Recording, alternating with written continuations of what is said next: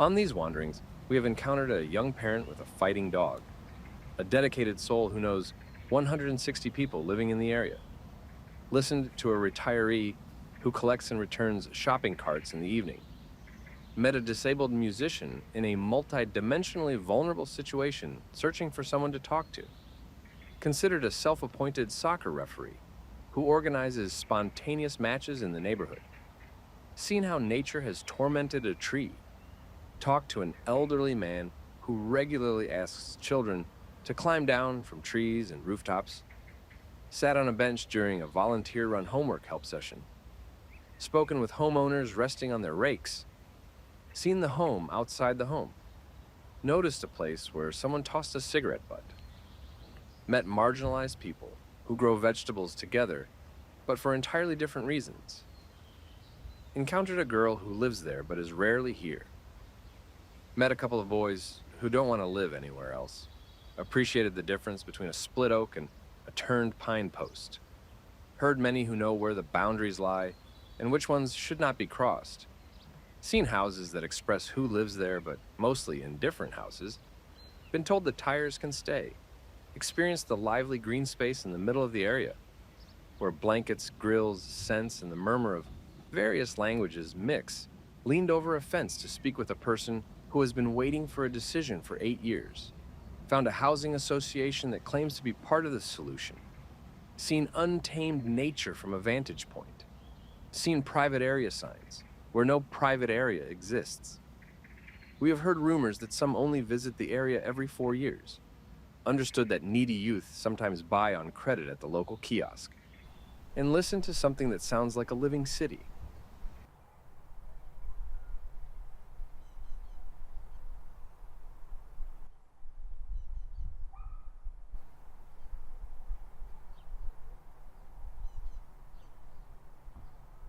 The municipality of Krianstad, located in the Scania region in south of Sweden, has launched the project Carbon Dioxide Efficient Community Building Processes for Sustainable Urban Development, Climate Smart NASPI. The project began on January 2021 and finished at June 2023. And it was a collaboration between 3 partner organizations: Krianstad Municipality, Krinova Science and Incubator Park, and Krianstad University. And the project was financed by the European Union Regional Development Fund and the 3 partners. The overall aim of the project was to pave the way for the reduction of the climate impact that is caused by urban development projects. And it wanted to provide planning preconditions for a more carbon dioxide efficient community development in a specific area of the city, which is called NASPI. The focus was, as we said, to reduce the climate impact of 2 specific sectors, the construction sector and the transportation sector, because we know that those are those that contribute the most to the emissions in Sweden. And why do you think that this was an important project? This was an important project because cities that are growing and expanding in order to host increasing level of urbanizations, they need to grow in a way that is sustainable, and at the same time is also a place where people want to live and feel proud of the city district they live in. And I think one of the big issues, of course, is how to keep the city sustainable. Because even though Näsby is an area that is rather green, that is close to the river, as soon as we start to think about reconstructing and constructing, we need to think a lot about especially environmental sustainability. But also we cannot forget the social aspects of sustainability, and of course we need to think about the financial sustainability for the actors that would be involved with the reconstruction of the area. Certainly, the municipality has their interest and the goals within the project, which are mostly related to the environmental aspect of sustainability. As we said, keeping down the emissions from transport and construction processes, which is related to the activities that some stakeholders do in the area that is under development. But the citizens, they can also play an important role. And that is a core aspect that we have tried to investigate, how to engage citizens in a meaningful way, which leads to the importance to understand how are they attached, what do they want, and how do they feel about NASP and its potential development in the future. And of course, one way to start investigation is to look into how the municipality handles these issues. So looking into their policies, looking into their working motives, how they interact with the citizens, or how they try to interact with the citizens and other stakeholders. So investigating town hall meetings, investigating citizen suggestions, investigating all these different interactions with the citizens become an important aspect when talking about citizen engagement. And the municipality adopts different mechanisms to engage citizens, but we realize that not all of them have the same possibility to enable a meaningful participation, because some of them are more regulated and have to obey the regulation and the more bureaucratic principles, which limit the participation either in an initial stage or a specific moments of the processes, while a more continued participation of the citizens could probably lead to a more participatory and effective result in the long term. And that basically means we need to have a more nuanced understanding of what citizens want and feel. And we also need to think a bit more nuanced when it comes to how to engage with the citizens. It is not necessarily enough to look only from how the municipality acts and behaves, but we also need to go and speak and touch and feel the citizens in their own environment and on their own place that they live and work. Indeed, stakeholders are many in a specific area, and citizens cannot be considered just as one homogeneous category of stakeholders, but they are heterogeneous, and they reflect and are characterized by different aspects as well. So, as you say, a more nuanced understanding of the plurality of voices from the place is important.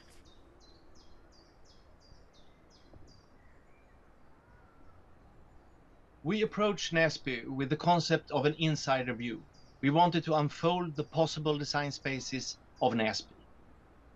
Our research strives to deepen the understanding of engagement and participation in the process of city planning within sustainable development.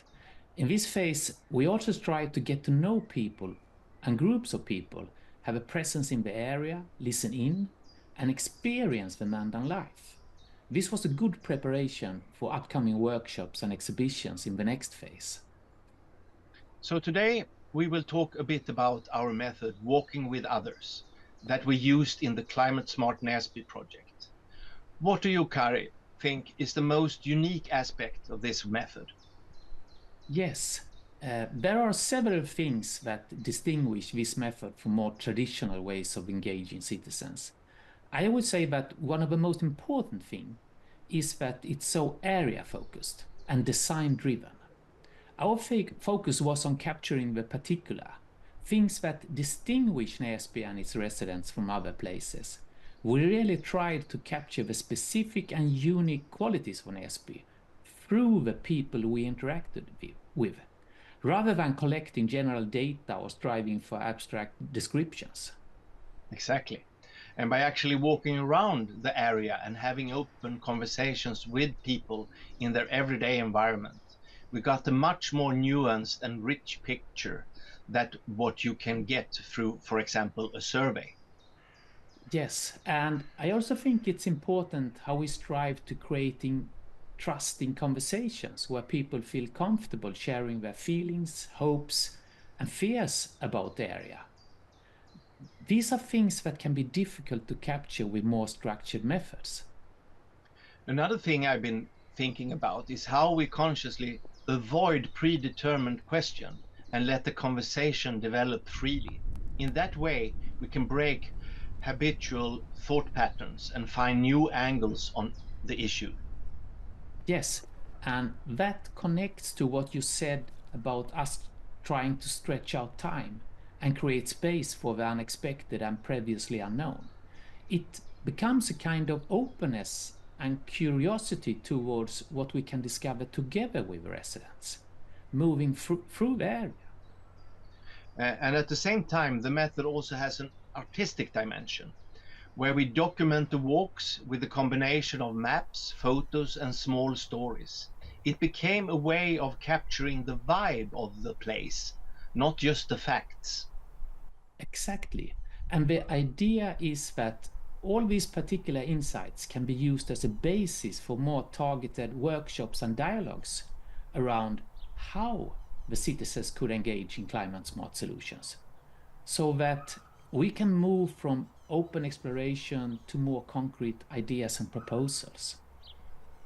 Yes, in that way, walking with others becomes a kind of experience-based design method that can complement and enrich the more traditional planning processes, a bridge between citizens and decision makers in a way. Precisely, and hopefully a way to create a more meaningful and dynamic citizen engagement in the sustainable development of Näsby, by starting in people's reality and then building on from there, together. Here we chose to develop a variant of the ethnographic vignette format. It has given us a deeper insight. The vignette we're working with are short, descriptive portrayals or scenarios used to initially capture specific situations, behaviors, or experiences. They became a way to capture thoughts, feelings, and reactions from the walks in Näsby. One of the greatest strengths of the vignettes is how they helped us to concretize people's life situations linked to where they live and work. By creating these short descriptive scenarios, we were able to bring to life the situations faced by the residents of Näsby. Yeah, and the vignettes were shaped in several stages. First, they were written based on the conversation we had with the residents when we walked with them. Then we had a writer rewrite them into spoken language as if a journalist had asked the questions. In the final process, we tried to invoke a deeper understanding and empathy for their daily lives and interactions in the area. Exactly. And I really appreciated the flexibility that the vignettes offered in our research design. We could adapt them to explore a variety of aspects of people's lives, their work, leisure interests, and also home environments. It was also an excellent way to handle ethical consideration. By using fictional scenarios, we could ensure that we did not invade anyone's privacy or handle sensitive information in the wrong way. Our focus has been on capturing the particular, things that distinguish Näsby and its residents from other places. The design activity, walking with others, were based on citizens' own choices of walking paths to initiate the confidential conversation about Näsby. Absolutely. And I believe that including the social and cultural context in our vignettes helps us to understand how these factors affect people. We have walked by their side and been part of their everyday activities, fears, patterns, phenomena, emotions, engagements, hopes, dreams, and motivations. And it has been a deliberate strategy not to directly touch on climate issues, to not let all the too obvious expected and well-known solutions stand in the way. The chosen approach aims to capture the messy, complex, and disparate that characterizes the area. The approach of citizens' handles that contribute to discussing and working with their future living environment, with a focus on climate smart solutions. I agree. This work has shown us the value of using vignettes to explore people's life situations. The vignettes were also a way to spread back the reality we encountered. This is visible in the exhibitions, where we worked with a series of photo books where the vignettes were presented in 3 different languages: Swedish, English, and also Arabic. Here we encountered a problem where we put together the written vignettes with the images. With the set text, it appears as the authorities' information when addressing the citizens, and took on something far too formal. The personal voice that we were looking for in our portrayals of people in Näsby was absent. The solution was to let a series of other people handwrite them on paper notes based on their own choice of style. And through this approach, we got back the project's authentic voice that we were after, just like the feeling of looking into someone's photo book. I agree. So let's give some examples of the vignettes we wrote. I grew up in the concrete jungle of the housing program of the late 70s, with no green spaces. I remember how that felt, and I don't want my kids to feel the same. I want Näsby to be even more open and green. Why don't they plant trees and bushes instead of open green spaces? They claim it's because of safety. Why should decisions be made based on a few bad apples? The area drops in price or value if there are a load of noisy activities going on here. People come to and work in the area for many different reasons, but I actually live here. It's not enough that you have to invest money to put a roof over your head. You have to keep climbing the property ladder or you end up on the margins. I worry every time there's talk of a new project in the neighborhood, about what will happen around here and what the consequences will be, first and foremost for property prices, but also socioeconomically and culturally. Noisiness has a price. You need a lot of people on board, and you need to be prepared for the fact that it can take time. We managed to get local officials involved, a university lecturer and high-ranking officials from the municipality's audit department, as well as several outsiders, so that we could navigate our way to a decision. I remember one particular official who was very actively involved, who went around the municipality knocking on doors on their own initiative. Opened up the discussion, showed us what needed to be done. It took 8 years to get a decision on the place we are standing today. Here at the municipality, we like to meet citizens and listen to their ideas and suggestions. We always encourage citizens to raise their questions or ideas with the Citizen Center. We invite them to attend discussions about the decisions. We have consultation periods, digital tools, and surveys, so we are well aware of their opinions so they can be documented. Their cases are each given a number and registered in the archive. I've lived here for 20 years. My kids grew up here, and I have to say that it is the schools that kept us here. And being close to the nature, of course. I have well-behaved children. They are street smart. There's always been crime, but in the past, everyone around here knew who was keeping whom in check. Adults could control and calm the situation. These days, anyone at all could be dangerous, even insecure teenagers. It seems so easy to get hold of guns, and it's difficult to know who, if anyone, is in charge.